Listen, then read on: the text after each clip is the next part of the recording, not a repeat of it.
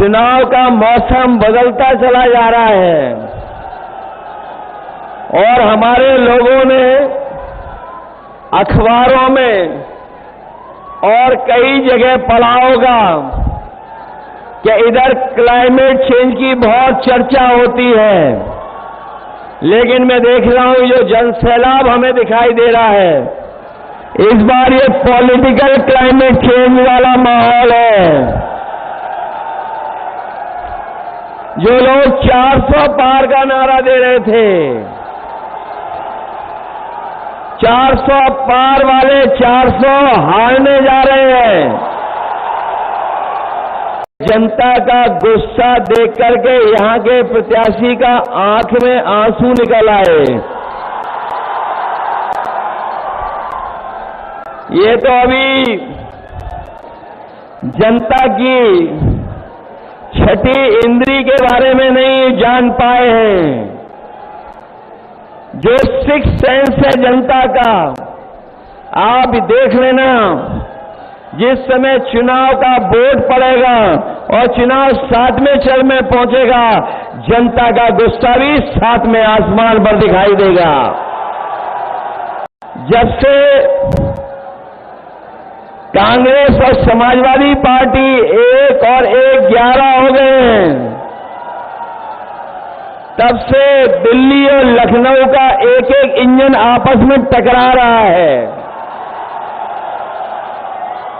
जब से कांग्रेस और समाजवादी 1 और 1 11 हुए हैं, तब से ये जो कहने वाले डबल इंजन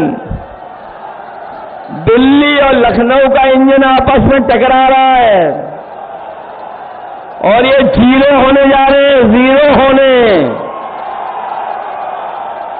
अभी तक तो मैं ये सोचता था कि 80 सीट में 1 में लड़ाई है, क्यूटों में, लेकिन अब तो ये लग रहा है कि बीजेपी का 80 में 80 का सफाया होने जा रहा है।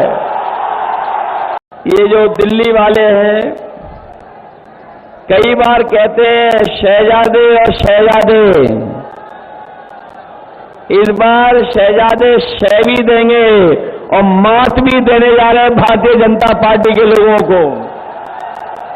इस सरकार में परीक्षा हुई, हर परीक्षा का पेपर लीक हो गया और जब नौजवान घर लौटा तो उसे पता लगा कि परीक्षा रद्द हो गई है। और केवल रद्द नहीं हुई है, लगातार इस सरकार ने जानबूझ करके पेपर लीक कराए और सरकार ने इसलिए पेपर लीक कराए जिससे नौजवानों को नौकरी न देनी पड़ जाए, रोजगार न देना पड़ जाए। न केवल इन्होंने नौकरियों से नौजवानों को दूर रखा, बल्कि नौजवान साथियों हिसाब किताब लगाना, 1/3 जीवन आपका इन्होंने बर्बाद कर दिया।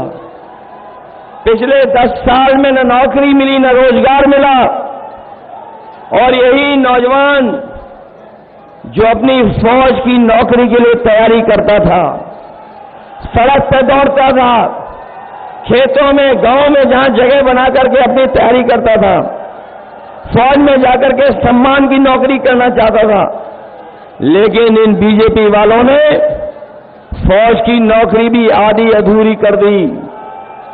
मैं अपने नौजवानों से कह के जा रहा हूं, ये जो फौज की आधी अधूरी नौकरी की है, हम समाजवादी लोग, इंडिया गठबंधन के लोग कभी स्वीकार नहीं कर सकते हैं।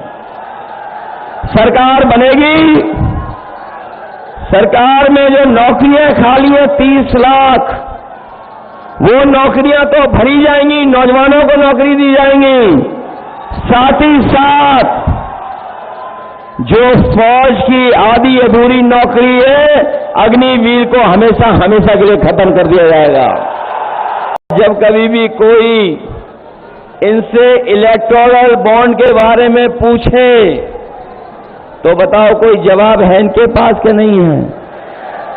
ये इलेक्टोरल बॉन्ड के बारे में चर्चा नहीं कर रहे, क्योंकि इलेक्टोरल बॉन्ड ने इनके भ्रष्टाचार की पोल खोल दी और इलेक्टोरल बॉन्ड ने इनका बैंड बजा दिया पूरे देश और दुनिया में। ये संविधान रहेगा तो हमें आपको अधिकार मिलेंगे, ये संविधान रहेगा तो हमें न्याय मिलेगा। यही संविधान है जो हमें आरक्षण दिलाता है। यही बाबा साहब भीमराव अम्बेडकर जी का संविधान हमारे और आपके लिए संजीवनी है, संजीवनी।